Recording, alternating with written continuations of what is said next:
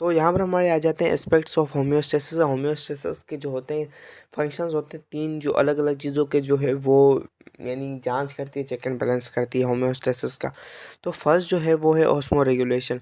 तो basically osmo regulation का काम ये होता है कि इंटरनल वाटर के ब्लड के अंदर कितना वाटर मौजूद है, ज़्यादा है या कम है, तो उसका जो है चेक मेंटेनेंस का, चेक एंड बैलेंस का काम रखना।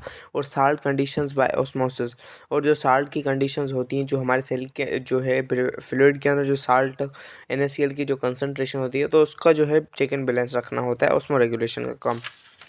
सेकेंड एस्पेक्ट है थर्मो रेगुलेशन। तो बेसिकली थर्मो का मकसद ही होता है टेम्परेचर। तो बेसिकली ये जो होता है टेम्परेचर की जो है लिमिट को यानी मेंटेन करने का काम होता है कि टेम्परेचर को मेंटेन किया जाए। अब ये मेंटेन करता कैसे है बेसिकली, तो जैसे हमें आप देखे होंगे गर्मियों में हमें स्वेटिंग होती है, हमें पसीना आता है। इस पसीने की वजह से जो होता है हमारा जो है थर्मो रेगुलेशन होती है, हमारा टेम्परेचर जो होता है नॉर्मलाइज होता है। क्योंकि जो होता है एंजाइम जो होते हैं इस ऑप्टिमम टेम्परेचर पर ही काम कर सकते हैं ओनली बेस्ट वैसे, तो इसलिए थर्मो रेगुलेशन का काम होता है मेंटेन करना टेम्परेचर। अब हो जाता है एक्सक्रीशन।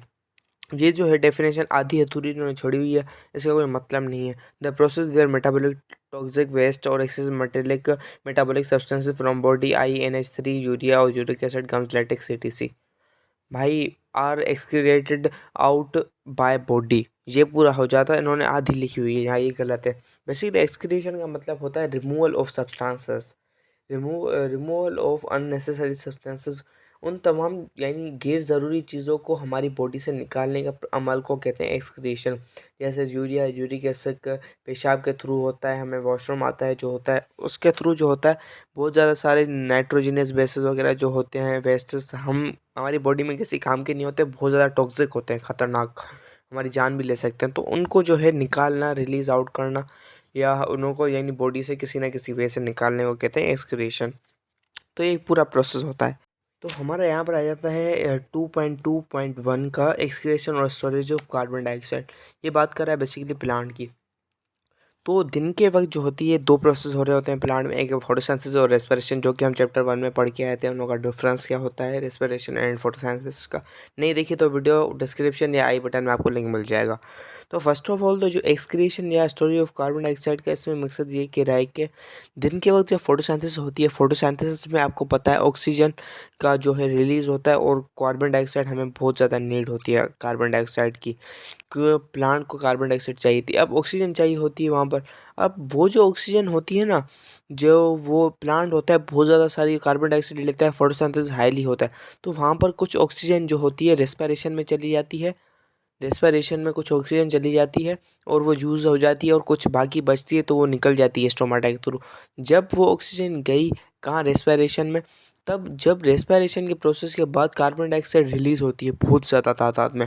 और वो जो होता है थोड़ी जो कार्बन डाइऑक्साइड होता है जो भी प्रोड्यूस हो रही होती है वो है फोटोसिंथेसिस में इस्तेमाल हो जाती है। तो फोटोसिंथेसिस से बनती है ऑक्सीजन, ऑक्सीजन फिर से यूटिलाइज होती रहती है, बट बची हुई जो ऑक्सीजन होती है वो बाहर भी आती रहती है। तो बेसिकली दिन के वक्त ये साइकिल उन लोगों का चलता रहता है। तो रात के वक्त जब होता है तब उन लोगों के पास जो होती है खाली जो होती है वो नीड उन लोगों को होती है खाली ऑक्सीजन की, और सेल में कार्बन डाइऑक्साइड बढ़ता जाता है। तो वो जो होते हैं कार्बन डाइऑक्साइड को जहाँ पर वो सिंपल डिफ्यूजन के थ्रू जो होता है बॉडी सरफेस से आउट कर देते हैं। जो ग्रीन पार्ट्स होते हैं वो इस गैसेस को जो होता है स्ट्रोमेटा के थ्रू कर देते हैं, बट कोई भी पार्ट से वो नॉन ग्रीन पार्ट है तो वो जो होता है अपनी बॉडी सरफेस के थ्रू ये करता है सरफेस। मतलब वो ग्रीन पार्ट जैसे लीव्स होते हैं आपको पता है, तो वो जो होता है स्टोमाटा के थ्रू अपनी गैसेस को एक्सचेंज कर लेते हैं, कार्बन डाइऑक्साइड को बाहर छोड़ते हैं और ऑक्सीजन को लेते हैं रेस्पिरेशन में। और जो भी पार्ट्स हैं जिनके पास स्टोमाटा वगैरह नहीं होता, तो वो जो होता है अपनी बॉडी सरफेस से एक्सचेंज करते हैं गैसेस का, क्योंकि उन्हें भी हर सेल में रेस्पिरेशन होती है जहाँ पर माइटोकॉन्ड्रिया अवेलेबल होता है और ग्लाइकोलाइसिस का, तो उन तमाम सेल्स में होती है, तो उन को भी करनी होती है। तो वो सिंपल जो है अपनी बॉडी सरफेस से करते हैं, वहाँ पर स्टोमेटा अवेलेबल नहीं होती। तो यही कह रहा है कि एक्सक्रीशन और स्टोरेज ऑफ कार्बन डाइऑक्साइड। तो अगले टॉपिक में हम पढ़ेंगे removal of extra water transpiration and guttation का टॉपिक है। तो ये हम नेक्स्ट वीडियो में कवर करेंगे। तो तब तक के लिए बाय बाय। अगर ये वीडियो अच्छी लगी हो तो कमेंट सेक्शन में मुझे ज़रूर बताना, और मिलते हैं नेक्स्ट वीडियो में। तब तक के लिए वीडियो को लाइक और चैनल को सब्सक्राइब करना मत भूलिएगा, क्योंकि इसकी पूरी सीरीज़ को हमें पूरा करना है।